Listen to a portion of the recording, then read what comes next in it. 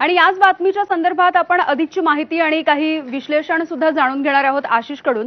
आशिष, इतक्या दिवसांपासून हे सगळे वाद आणि आरोप प्रत्यारोप सुरू आहेत। आज शिंदे मोदींकडे गेले, तिथे सुद्धा या वादाविषयी चर्चा झाल्याचं म्हटलं जात आहे। काय नेमकं चालू आहे?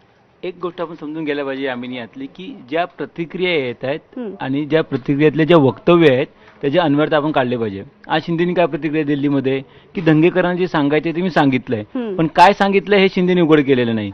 दुसरीकडे दंगेकरांची प्रतिक्रिया काय येते की शिंदेनी मला असं नाही सांगितलं की पुण्यातल्या गुन्हेगारीविरुद्ध बोलू नको। ह्याचा अर्थ आपण असा काढू शकतो की दंगेकर किती म्हणाले तरी दंगेकरांची जी भूमिका त्यांनी घेतलेली आहे मोहळांविरोधात, ह्याला शिंदेची पाठराखण आहे की नाही असा प्रश्न उपस्थित करण्याला नक्की वाव आहे।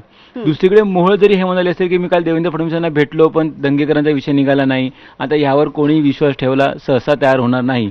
आता दिल्लीत नेमकं काय झालं हे अजून गुलदस्त्यात आहेत। म्हणजे मोदी आणि शिंदे, पंतप्रधान मोदी आणि आपले उपमुख्यमंत्री एकनाथ शिंदे यांच्यामध्ये जी काही चर्चा झाली असेल त्यामध्ये दंगेकर आणि मोहोळ यांच्यामधल्या वादावर चर्चा झाली असेल।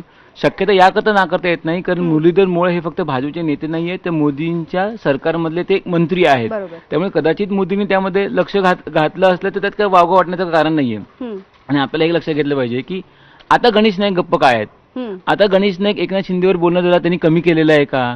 कारण उदय सामंतांनी ही प्रतिक्रिया दिली होती, जर जो नियम जर आम्हाला दंगेकरांना लावावा लागला की आम्ही त्यांना सांगितलं की गप्प बसा, तर मग गणेश नाईकांना भाजप गप्प बसायला सांगणार आहे का, असा प्रश्न देखील उदय सामंतांनी उपस्थित केला होता। त्यामुळे हे फक्त वाद पुण्यातलं नाहीये, तर ह्याचं कनेक्शन ठाण्याशी जोडलेलं आहे, हे आपल्या सगळ्यांना समजून घ्यावं लागेल। अगदी, त्यामुळे हे वाद जरी आपल्याला समोरासमोर दिसत असले तरी पडद्यामागे वेगवेगळ्या घडामोडी सुद्धा घडतात, याचे अन्वयार्थ सुद्धा आपल्याला काढायला हवेत।